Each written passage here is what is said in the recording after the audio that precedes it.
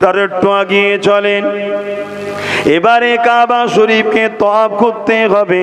ওই তওয়াফ যখন করবেন কাবা আপনার বাঁদিকে থাকবে।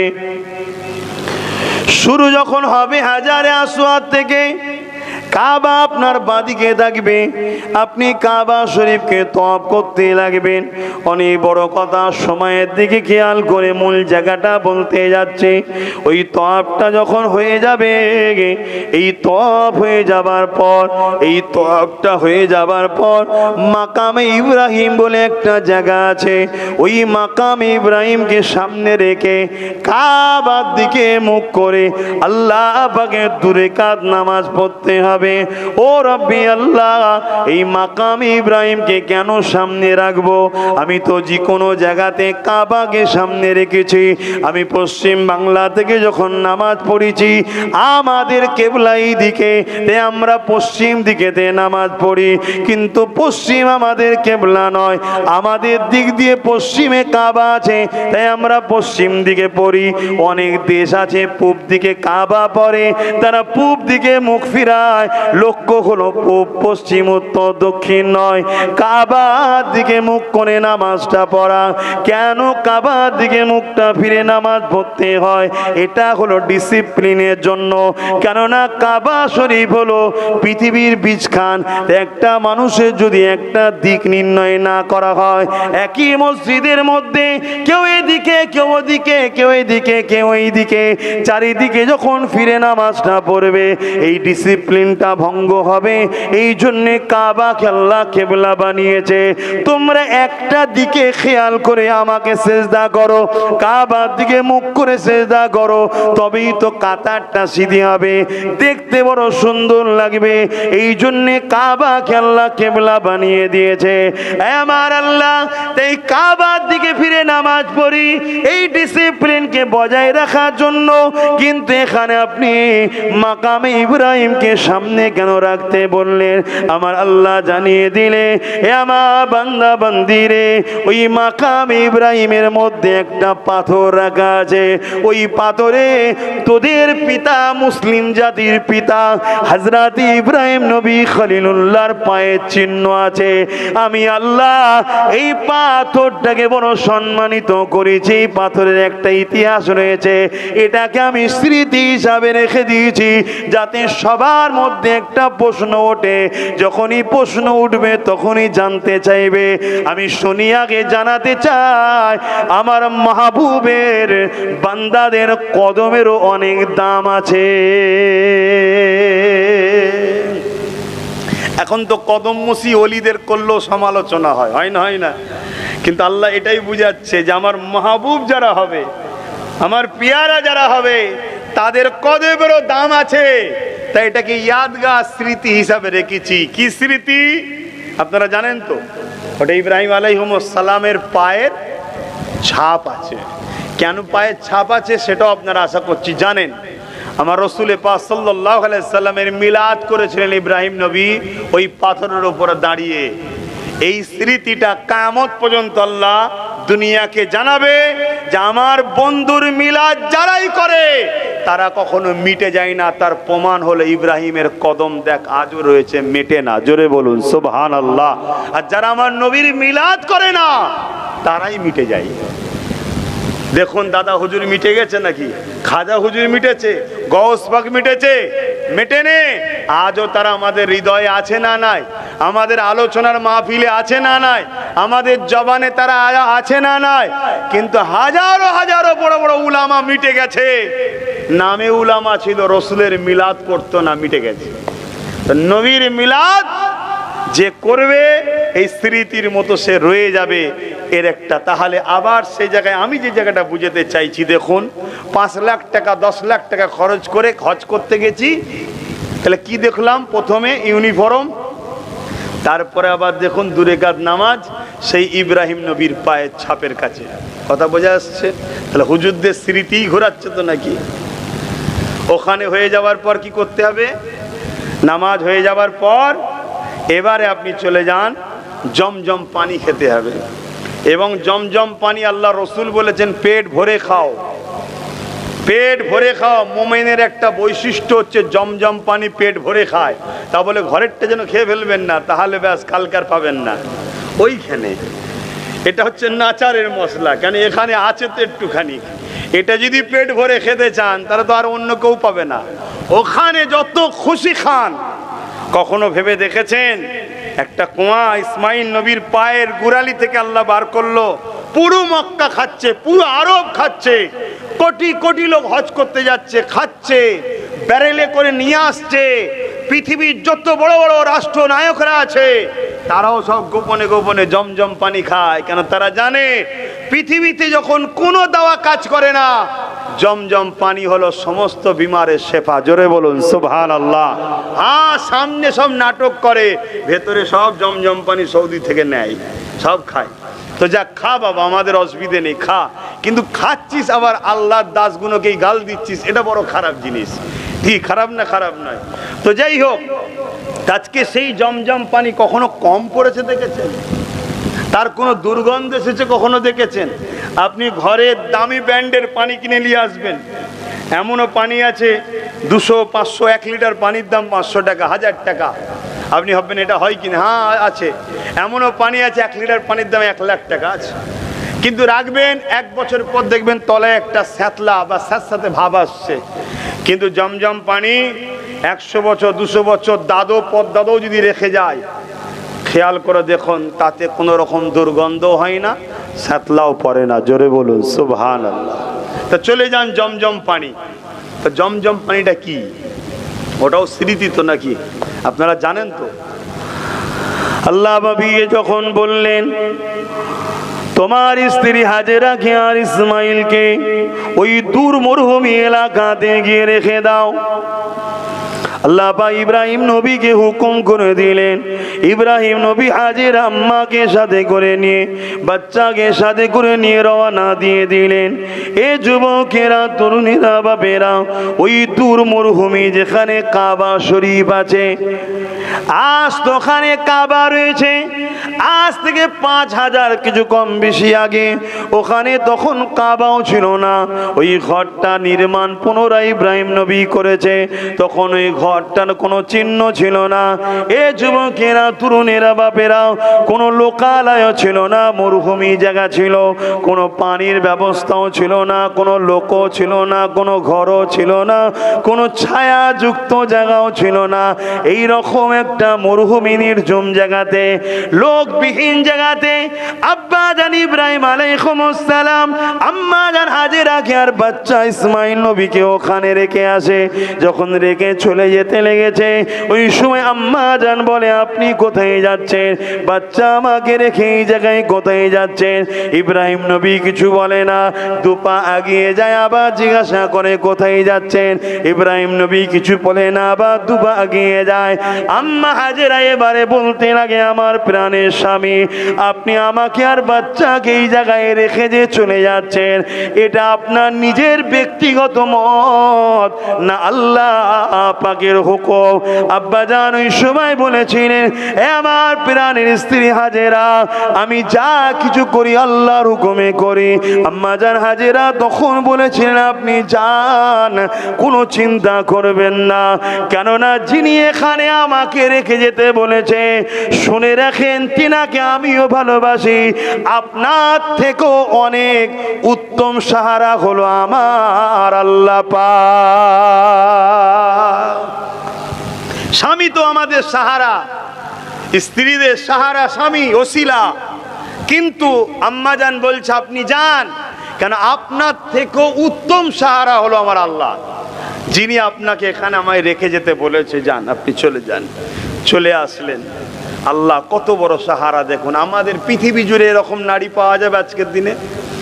আল্লাহর উপরে এত বড় ডিপেন্ড করে চলে, পৃথিবী খুঁজে পাওয়া যাবে কি সন্দেহ আছে? তাই তো আজ কারো স্মৃতি হয় না, আম্মা হাজেরার স্মৃতি আছে। কি আছে না? নাই, আম্মা হাজেরার স্মৃতি। এই তো আজও আলোচনা হচ্ছে, 4,5-5 হাজার বছর আগের কথা আজও আলোচনা করছি। কেন করতে হবে? কোরআনে তার জায়গা পেয়েছে, কোরআনে তিনি জায়গা পেয়ে গেছে। পৃথিবীর 104টে আসমানি কিতাব এসছে, 103টে কিতাবেরও শ্রেষ্ঠ কিতাব হলো কালামুল্লাহ, কোরআন শরীফ। জোরে বলুন সুবহানাল্লাহ। সেই পবিত্র কিতাবে তো আম্মা হাজেরা তেনার জায়গায় এসেছে। কেন? আল্লাহকে খুশি করেছে তাই। আল্লাহর উপরে বিশ্বাস, ভক্তি, কত বড় ভক্তি দেখুন। কোন জায়গায়? যেখানে কোনো লোক নাই, হাজার হাজার মাইল, কোনো পানি, লোক, কোনো রকমের ব্যবস্থা নাই, এরকম একটা জায়গায় রেখে দিয়ে চলে যাচ্ছে। আজ তো বিশাল বাড়ি, বিশাল কিছু, হ্যাঁ তখনকারের কথা বলছি। আল্লাহ পাকের মর্জি দেখুন। হযরত ইসমাইল আলাইহিস সালামকে পিপাসা লাগলো, মা বাচ্চার পানির জন্য বাচ্চাকে নিয়ে ছুটতে লেগেছে। বাচ্চাকে রেখে দিয়ে চারিদিকে ছোটে। কখনো ওখানে যে সাফা মারোয়া হয়, কি তো আম্মার স্মৃতি, সাফা মারোয়ায় কি হয়? সাফা পাহাড়ে উঠে কাবার দিকে ঘুরে যা দোয়া চাইবেন ওই দোয়া কবুল হয়। জোরে বলুন সুবহানাল্লাহ। কত পবিত্র জায়গা। কেন? আম্মা হাজেরা ওই সাফা পাহাড়ে উঠে ওখান থেকে বাচ্চাকে দেখা যাচ্ছিল। আর বীজখানে নেবেই ছুটতে হয় না?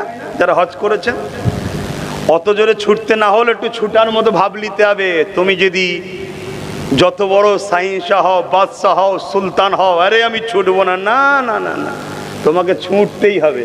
আমি হুজুর, আমি ছুটবো কেন, মুরিদ আছে সাথে, না, তুমি যেই হও ওই গ্রিন, এখন তো লাইটের সিস্টেম করে দিচ্ছে যেটা সুবিধা মানুষের জন্য, ওইটুকু জায়গায় ছুটতে হবে। কেন ছুটতে হবে?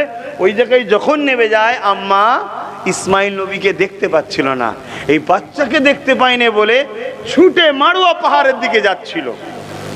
পাহাড়ে উঠার পরেই আবার বাচ্চাকে দেখতে পেয়েছে, আবার খোদার শুকরিয়া আদায় করেছে। তাই মারোয়া পাহাড়ে দাঁড়িয়েও আবার যে দোয়া চাওয়া হয় ওই দোয়া কবুল হয়। জোরে বলুন সুবহানাল্লাহ। দেখুন 10 লাখ টাকা খরচ করে, 5 লাখ খরচ করে মায়ের স্মৃতি পালন হচ্ছে। কেন? তিনি আল্লাহকে খুশি করেছে তাই। তাই তিনার স্মৃতিটা আল্লাহ আমাদেরকে পালন করাচ্ছে। এখন কোনো মহিলাদের যদি ছুট কাটাতো তাও নাই মানতাম, যে চলো তিনি মায়ের জাত, তিনিও মায়ের জাত। আল্লাহ, আমি তো পুরুষ মানুষ, আমার তো ছেলেও নেই, আর আমি যখন হজে গিয়েছিলাম তখন সন্তানও ছিল না, তাহলে আমি ছুটবো কেন? এক তো পুরুষ, আবার সন্তানও নাই। অত কথা নয়, আমার পিয়ারা বান্দি করেছে, তোমাকে করতে হবে, এটাই হলো হজ। জোরে বলুন সুবহানাল্লাহ। হজে গুণই হয়, দেখুন যারা হাজি আছে জিজ্ঞেস করুন, হজে গুণই হয়। তার আগে ওই জমজম পানি খেতে হবে। কেন? ওই ইসমাইল নবীর পায়ের গিরালি থেকে পানি বাহির হয়েছিল, আর এই পানি যখন বাহির হয় হু করে বেড়ে যাচ্ছে। ইব্রানি ভাষাতে জমজম মানে থাম থাম, থাম থাম, হু করে বেড়ে যাচ্ছে। তাই উনি এসে বললেন জমজম, থাম থাম, সে থেকে হয়ে গেল জমজম পানি। কথা বুঝে আসছে? তো সেই পানি পানি যেখানে থাকবেন সেখানে দেখবেন পাখি পাওয়া যাবে, পাখি। একদল আগেকারে মানুষ যাযাবাররা ঘুরে বেড়াতো, এখানে কিছুদিন, ওখানে কিছুদিন, ওখানে কিছুদিন। তো এই পানির তালাশে একদল যাযাবার যাচ্ছিল তারা।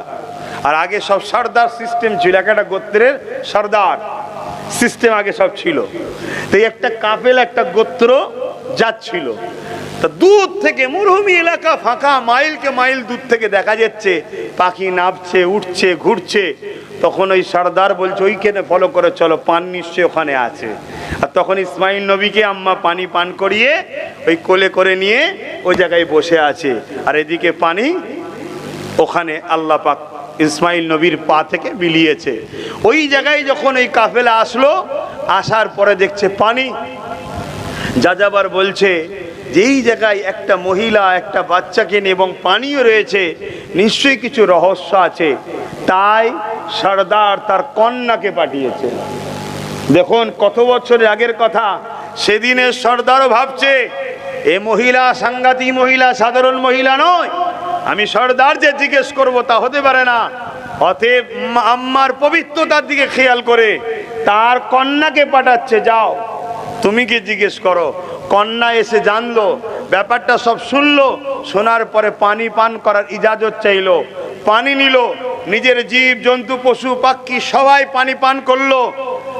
লাস্টে আল্লাহ যে আমার সাহারা সব থেকে উত্তম বলেছিল না আম্মা, আই সর্দার তখন বলল ইজাজত নেন, মেয়েকে আবার পাঠাচ্ছি, ইজাজত নেন যে আমরা আর এখান থেকে যেতে রাজি নয়, এখানেই বস্তি তৈরি করে এখানেই যদি মা ইজাজত দেয় আমরা থাকতে রাজি, এবং আমাদের এই গোত্রের নতুন সর্দার ইনি হবে আম্মা জান হাজেরা। জোরে বলুন সুবহানাল্লাহ।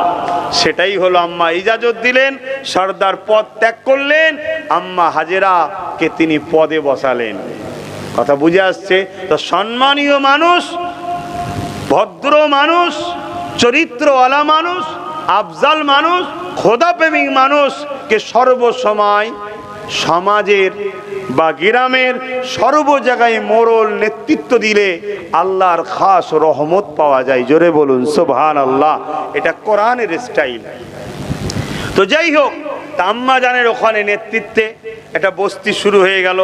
আস্তে আস্তে আস্তে তাদের সন্তান ছেলে পুলে বাড়তে লাগলো। ওটা অন্যদিকে। আমি যেটা বলতে চেয়েছি, 1 বছর হয়ে গেছে ইসমাইল নবীকে আব্বা ইব্রাহিম নবী দেখতে যায়নি। 1 বছর হয়ে গেছে, বলুন তো বাপ। আর ইসমাইল নবী হয়েছে ইব্রাহিম নবীর 90+ পর, 90 বছর পার হয়ে যাবার পর সন্তান হয়েছে। এটা নিয়ে অনেকের মধ্যে কৌতূহল হতে পারে যে এটা কি করে হয়। অ্যাকচুয়ালি ব্যাপারটা হচ্ছে, আগেকারের মানুষ 500 বছর, 700 বছর, 800 বছর বাঁচত। আজকে এই মুরব্বী বাপেরাই বলুন না, এই ছোট ছোট বাচ্চাগুলোকে দেখে আমরা অবাক হয়ে যাই যে এই টুটু ছেলে এই বয়সে পেকে গেছে। আমরা বলি না। আমরা যখন, আমার মুরব্বী বাপেদের কথা বলছি, মুরব্বী বাপেরা যখন 25 বছর বয়স, তখনও হয়তো অনেকে বুঝতো না সংসার জীবনটা কি, বুঝতো না। আর এখন ছোট ছোট বাচ্চারা, কেন আমাদের হায়াত কম, অল্প বয়সে আল্লাহ সব মেন্টালিটিতে দিয়ে দিচ্ছে।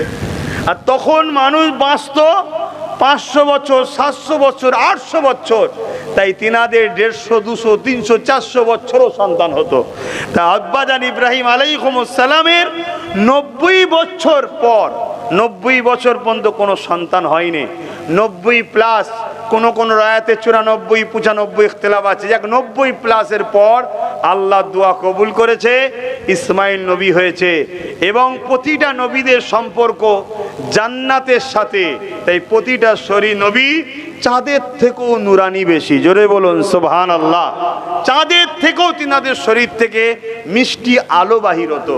তাই ইসমাইল আলাইহিস সালাম এরকম একটা জ্যোতিময়, সুন্দর, ফুটফুটে সন্তান, সেই সন্তানকে বাপ রেখে দিয়ে 1 বছর, এটা আল্লাহর পরীক্ষা, যাইনি।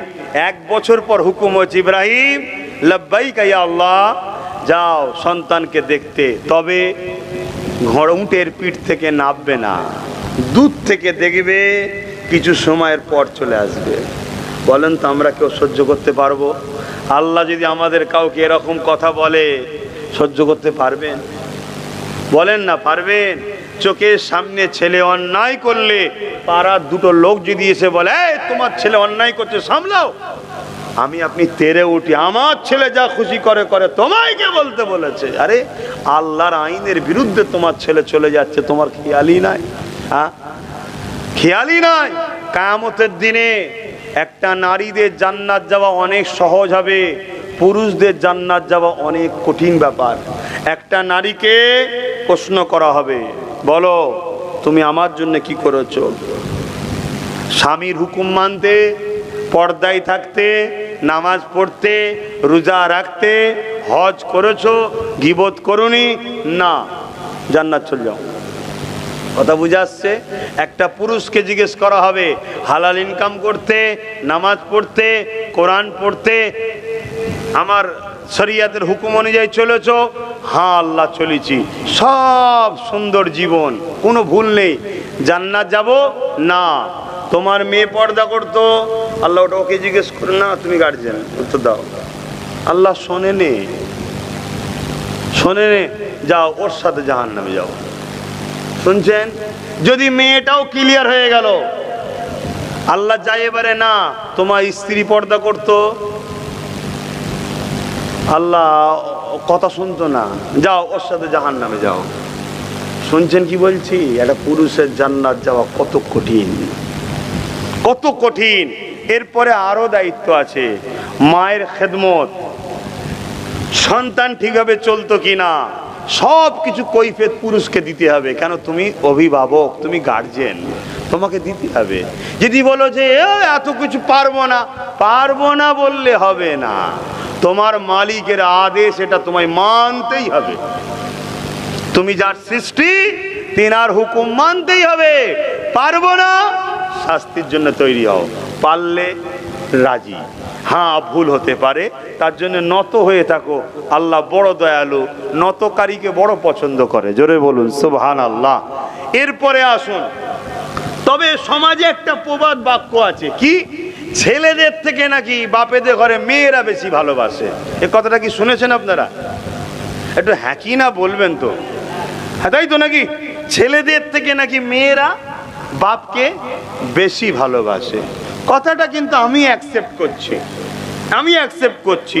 কেন? ছেলেরা বুড়ো বয়সে বাপ মাকে ভাত দেয় না, বুড়ো বাপ মাকে মেয়েরা তবুও দেয়। কথা বুঝে আসছে? এখন সমাজে চলছে। কিন্তু ঠান্ডা মাথায় চিন্তা করে দেখুন, আকসার বাপ জাহান্নামে যাবে মেয়েদের কারণে। আকসার বাপ জাহান্নামে যাবে মেয়েদের কারণে। কেন? মেয়েরা আকসার পর্দা ছেড়ে দিয়েছে। এই বেপর্দা নারীর জন্য প্রত্যেকটা বাপ ধরা পড়বে। ঠিক আমার আজকে অসুবিধা হচ্ছে? বলেন ছেড়ে দিই তাহলে। কেন? জলসা করার শখ আগে ছিল, এখন আর নেই। এই বললাম না, গরমের জন্যে সব ফোন করে বারণ করছি। প্রায় 30টা কম বেশি জলসা বাদ দিয়ে দিয়েছি গরমের জন্যে। তাহলে সেই জায়গায় এনেছেন দিন জানার জন্য। দিন তো এটাই। আপনি জমিতে চাষ করবেন, পানি দিচ্ছেন, ভালো কথা। কিন্তু ওই জমির আলগুলো কাটা আছে, আপনার পানি তো থাকবে না। চাষ করবেন কি করে? আপনি নামাজ পড়লেন, রোজা রাখলেন, হজ করলেন, সব করলেন, কিন্তু আপনার বাড়ির খাবারটা ঠিক নেই, আপনার বাড়ির মহিলা ঠিক নেই, পর্দা করে না। তাহলে আপনার আল কাটার মতো পানি সব বেরিয়ে যাবে, আপনি ধরা পড়ে যাবেন। জানি না আমার কথাতে আমার মা বোনগুলো নারাজ হচ্ছে কিনা। তো হলেও কিছু করার নেই মা, হলেও কিছু করার নেই বোন। মনে রেখে দেবেন, এ দুনিয়া চিরস্থায়ী নয়। তোমাকে যিনি নারী করে বানিয়েছে, তিনি মোহাম্মদ রসুল দ্বারা আমাদেরকে জানিয়েছে, একটা পুরুষ জন্ম হলে ওই বাপের জন্য জান্নাতের সংবাদ আল্লাহ পাঠায় না, কিন্তু একটা নারী জন্ম হলে ওই বাপের জন্য আল্লাহ জান্নাতের সংবাদ পাঠায়। জোরে বলুন সুবহানাল্লাহ। তোমাদেরকে আল্লাহ এত নিয়ামত করেছে, মায়ের জাত। কারো ঘরে যদি একটা, দুটো, তিনটে পুত্র সন্তান কি 30টা পুত্র সন্তান জন্ম হয়, তথাপিও রাসূলুল্লাহ বলেন দুজনে পাশাপাশি জান্নাত থাকবো। কিন্তু কারো ঘরে যদি 3টে কন্যা সন্তান হয়, রাসূলুল্লাহ বলেছেন ওই বাপ আর আমি আল্লাহর জান্নাতে দুটো আগুন তুলে দেখিয়েছি, যেমন পাশাপাশি থাকবো। জোরে বলুন সুবহানাল্লাহ। কিন্তু আজকে সেই মায়ের জাত, আমার বোন হোক, আমার মা হোক, সেই মায়ের জাতের কারণেই আকসার পুরুষরা জাহান্নামে যাবে। খেয়াল করে দেখুন। অথচ বাপকে মা মেয়েরাই সব থেকে বেশি ভালোবাসে, কিন্তু সেই বাপ জাহান্নামে চলে যাচ্ছে, মেয়ে কিন্তু বাপকে জান্নাতে নিয়ে যাওয়ার জন্য নিজেকে চেঞ্জ করতে পারছে না। এরকম ভালোবাসার কোনো প্রয়োজন নাই। এই ভালোবাসার কোনো প্রয়োজন নাই যে ভালোবাসায় আমি জাহান্নামে চলে যাব। আর একটুখানি সময় আছে, একটু বলি নাকি? আব্বাজানরা কি বলছেন? আমার কত কষ্ট পেচ্ছেন দেখুন না। এখনো তো সময় আছে, এখনো তো নিঃশ্বাস চলছে, এখনো তো শুধরে গিয়ে তওবা করা যেতে পারে। হ্যাঁ, যা হয়েছে হয়েছে, আজ থেকে চেঞ্জ হয়ে যা, কাল চলে যাব, পরশু চলে যাব। কখন ডেকে নেবে? বাবা তুই কাজ করিস নি, মা তোর জন্য আমার এই ক্ষতি হয়ে যাবে, তুই আমার কলজের টুকরোস, তোর জন্য সব করছি, তুই আমার কথা ভাববি না? তোর ভালো জায়গায় বিয়ে হবে, যাতে শান শওকতের সঙ্গে হয়, সেখানে গিয়ে তোকে ডাল ভাত না খেতে হয়। কষ্ট করে মেহনত করে তোর জন্য জমি করেছি, ব্যাংক ব্যালেন্স করে রাখছি, সব করছি মা তোর জন্যে, আর আমি যেন জাহান্নামে না যাই, এটা তুই চেষ্টা করবি নি? প্রতিটা বাপ যদি তার মেয়েকে ডেকে এইভাবে বুঝায়, আশা করছি মায়ের যাদের দিল বড় নরম হয়, তারা অবশ্যই চেঞ্জ হবে। তারা খারাপ হওয়ার পিছনে বাপেদেরই দোষ আছে, তারা খারাপ হওয়ার পিছনে বাপেদেরই দোষ আছে। হ্যাঁ, ছোটবেলা থেকে যদি আমরা আমাদের ছেলে মেয়েদের ঘরে ইসলামিক ড্রেসে অভ্যস্ত করতাম, তাহলে বড় হলে ওই অভ্যাসেই রয়ে যেত। কিন্তু আমরা ছোটবেলা থেকে যত পেরেছি দুনিয়ার তালে তাল দিয়ে ড্রেস পরাচ্ছি, ফুটফুটে সুন্দর একটা নারী দিয়ে চাল্লা কন্যা সন্তান, তাকে ছোটবেলা থেকে ছোট ছোট কাপড় পরাচ্ছে, দেখতে খুব ভালো লাগছে, সবাই আনন্দ করছে। 2 দিন 2 মাস 4 মাস 6 মাস 20 মাস, 1 বছর 2 বছর 3 বছর 4 বছর 5 বছর 10 বছর, এবারে তুমি চাইছো তাকে ঢাকতে, আর হয়? হ্যাঁ, আর হয়? তার অভ্যাস, মেন্টালি সেটিং হয়ে গেছে। ঠিক তেমন পুরুষ ছেলেগুলোর ক্ষেত্রে আমরা ছোটবেলা থেকে যদি এদের মেন্টালিতে তৈরি করতাম, বাইরে বেরোলে মাথায় টুপি দিতে হয়, গায়ে জামা পরতে হয়, পরনায় পায়জামা পরতে হয়, এটা আমাদের ড্রেস, নুগি আমাদের ড্রেস নয়। নুগি আমরা পরি শখে, আরামের জন্যে। ইসলামের ড্রেস নুগি নয়। কথা বুঝে আসছে? ইসলামের ড্রেস হচ্ছে পায়জামা। কথা বুঝে আসছে তো? যাক, সেইটা যদি এখন থেকে পড়ানো আমাদেরকে অভ্যাস করতাম, তাহলে দেখতে ওই মেন্টালিটি আমাদের বাচ্চাদের তৈরি হতো। তাহলে যত বড় হতো ওইটা পছন্দ হতো, অন্যটা পছন্দ হতো না। তাহলে আমাদের ছেলে মেয়েরা যে খারাপ হচ্ছে, এর জন্যে আমরাই দোষী, আর এর জন্যে তারা খারাপ হয়ে তারা তো জাহান্নামে যাবে, আর তাদেরকে জাহান্নামে ঠেলে দিবার জন্যে বাপ দোষী, আর এজন্যে বাপের শাস্তি হিসাবে তার সাথেই জাহান্নাম। কিছু করার নেই, যেটা শরিয়াতের হুকুম সেটা বলতে বাধ্য হচ্ছি। কে নেবে কে নেবে না সেটা তার ব্যাপার। আসুন, আমি যে বিষয়ে আলোচনা করছিলাম, আল্লাহ পরীক্ষা নেবে, আর যাকে যত ভালোবাসে তাকে তত কঠিন পরীক্ষা লাই। আল্লাহর প্রেমের সিস্টেমটাই আলাদা। আল্লাহর প্রেমের সিস্টেমটাই আলাদা। আল্লাহর প্রেমের রাস্তায় যে চলে, প্রথম যখন শুরু হয় কাঁটার ওপর দিয়ে হাঁটতে হয়, আগুনের ওপর দিয়ে হাঁটতে হয়। কিছুটা হাঁটার পর ওই যে শান্তি শুরু হবে, আর ওই শান্তির কোনোদিন শেষ নাই। আর শয়তানের পথ হলো, শুরুতে হয় ফুল, অনেক আনন্দ শান্তিতে, ফুলের রাস্তা, কিন্তু কিছু দূর যাওয়ার পর এমন কষ্ট শুরু হবে যে কষ্টর আর কোনোদিন শেষ নাই। এই হচ্ছে পার্থক্য রহমানের রাস্তা আর শয়তানের রাস্তায়। কিন্তু আমরা চোখে যেটা দেখি, আর এখানে শান্তি আছে রে, ওটার দিকে ছুটি। আল্লাহর রাস্তায় শুরুতে দেখি কষ্ট, ওই জন্য ওখান থেকে ফিরে আসি। কিন্তু হাকিকাতে প্রকৃত শান্তির রাস্তা এটাই। কেন? আল্লাহ পৃথিবীকে দেখিয়ে দিয়েছে, আমার তো প্রেমিক তারাই হয় যারা বেলাল হয়। জোরে বলুন সুবহানাল্লাহ। আমার প্রেমিক তো তারা হয় যারা ইব্রাহিম খলিল হয়। ইব্রাহিম খলিলকে জিবরাইলও পরীক্ষা নিতে এসেছে। হযরত ইব্রাহিম আলাইহিস সালাম আমাদের সবার আব্বা হয়। আমরা বড় সৌভাগ্যবান, আমরা নবীর বেটা, চিন্তার কোনো কারণ নেই, আমরা বড় সৌভাগ্য। মুসলিম জাতির পিতা হলো ইব্রাহিম আলাইহিস সালাম। জোরে বলুন সুবহানাল্লাহ। তো ইব্রাহিম আলাইহিস সালাম, তিনাকে আল্লাহ অনেক ভালোবাসে, খলিল বলেছে, বন্ধু বলেছে। তা জিবরাইল বলছে, আল্লাহ ইব্রাহিমকে আপনি বন্ধু বললেন কেন? ইব্রাহিম নবী অনেক ধনী ছিলেন, অনেক ধনী ছিলেন, অনেক জমি জায়গা, পশু। এমনি তো ওসব দুনিয়াতে জীবজন্তুর উপরেই আগেকার সময় বেশিরভাগ নির্ভর হয়ে থাকতো, গৃহপালিত পশু যেমন হয়। তো সেই জায়গাতে ইব্রাহিম নবীকে আল্লাহ অনেক সম্পদ দিয়েছিলেন। তা জিবরাইল আলাইহিস সালাম বললেন যে, আল্লাহ এই দুনিয়াদারটাকে আপনি বন্ধু বলছেন? আল্লাহ বলছে, জিবরাইল আমার বন্ধুল্লে তুমি এত বড় অবজেকশন দিচ্ছ? তুমি জানো আমার খলিল আমায় কত ভালোবাসে? আল্লাহ দেখুন না, আপনি তো দিয়েছেন, সে তো জীব জন্তু নিয়ে মাঠে চড়াতে বেরোয়, হাজারো হাজারো তার পশু আছে, দুম্বা আছে, বকরি আছে, বিভিন্ন ধরনের জীব জন্তু রয়েছে। আল্লাহ বললেন, খবরদার আমার ইব্রাহিমকে দুনিয়াদার বলো না, দরকার হয় তুমি পরীক্ষা নিতে যাও। জিবরাইল আলাইহিস সালাম মানুষের সুরাতে পরীক্ষা নিতে আসছে। কি পরীক্ষা নিয়েছে?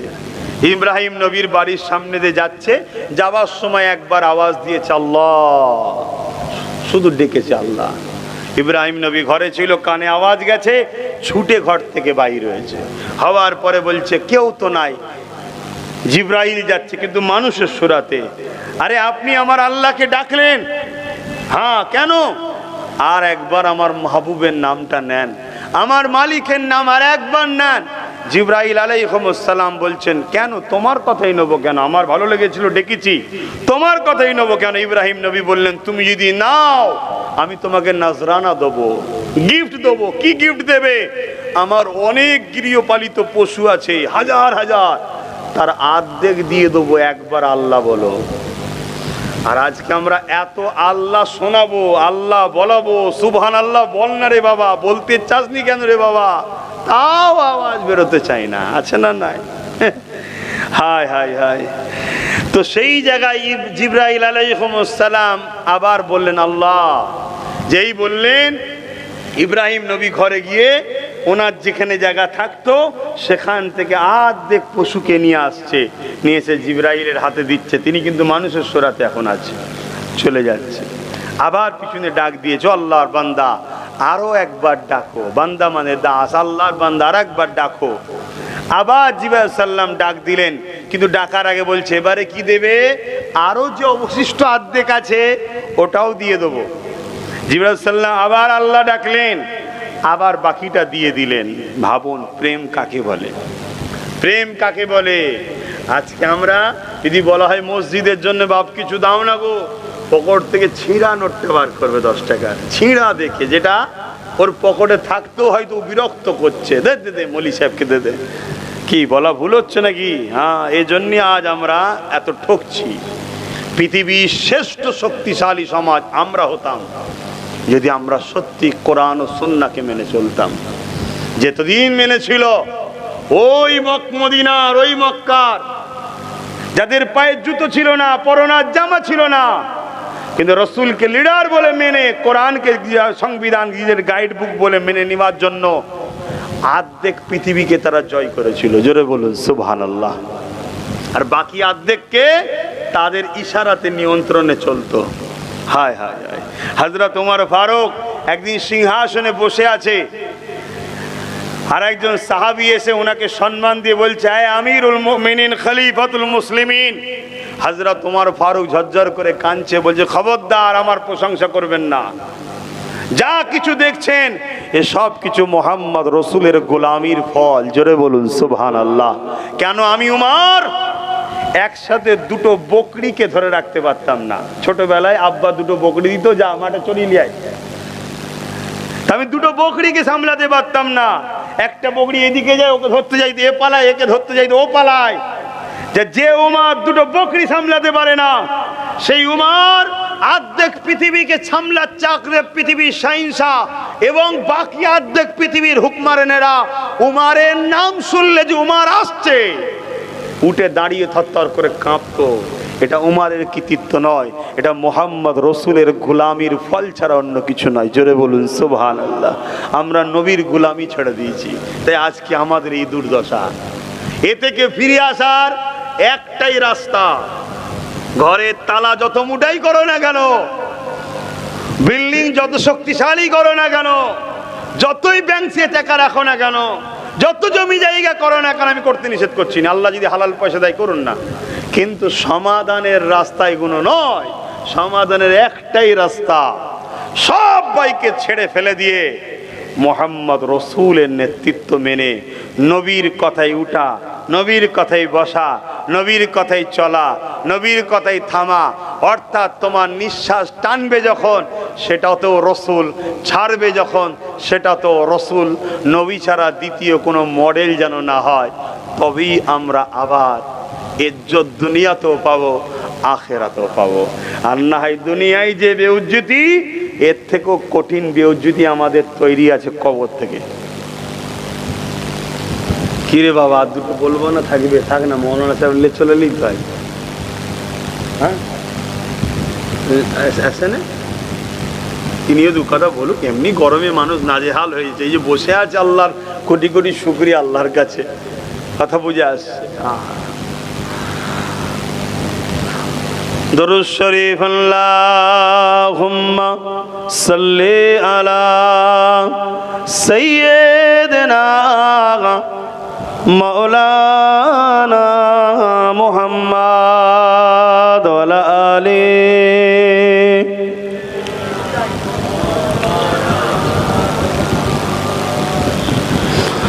বাদশা তুমি দিন দুনিয়ার,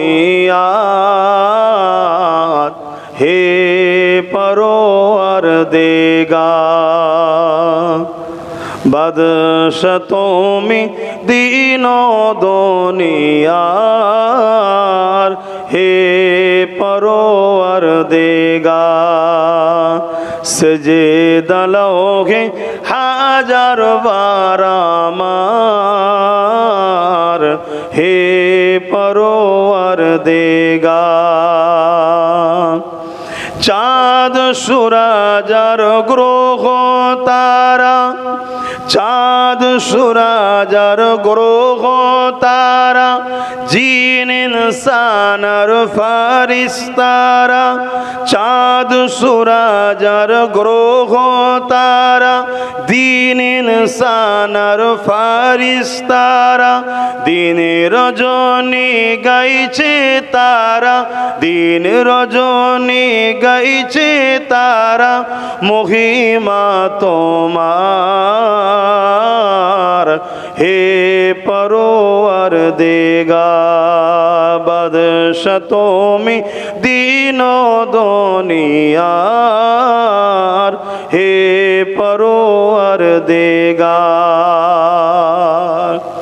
আমার আল্লাহর কোনো প্রয়োজন নেই আমাদের ঘরে এই যে গাছের পাতা দেখছেন সব আল্লাহর তাসবিহ পড়ে জীব জন্তু সবাই আল্লাহর তাসবিহ পড়ে অথচ শ্রেষ্ঠ আমরা আশরাফুল মখলুকাত কিন্তু আমাদের অত্যাচারের জন্য আজকে এরাও পেরেশানে আছে এই যে পানি হয় না গাছগুলো কষ্ট পাচ্ছে না পায়নি এই যে পানি হয় না জীব জন্তুগুলো কষ্ট পাচ্ছে না পায়নি সব আমাদের কর্মের ফল বলুন ভুল বলছি প্রতিটা পাড়ায় খোঁজলেন এতিম কষ্টে আছে বিধবা কষ্টে আছে গরিব কষ্টে আছে অসহায় কষ্টে আছে প্রতিটা বাড়িতে খোঁজলেন মা বাপের উপরে জুলুম হয় আরে 100-র মধ্যে 95টা বাড়ি যদি এই হয় আর 5টাকে ধরে কি হবে তাহলে বলুন এত পাপ অন্যায় আমরা করে ফেলছি তাই সমাজে আজকে এই আযাব আসছে আর এই আযাবের ভুক্তভোগী আজকে এই মখলুকাতগুলো হচ্ছে হযরতে নবী সুলাইমান আলাইহিস সালামের সময়ে পানি হচ্ছিল না এক সময়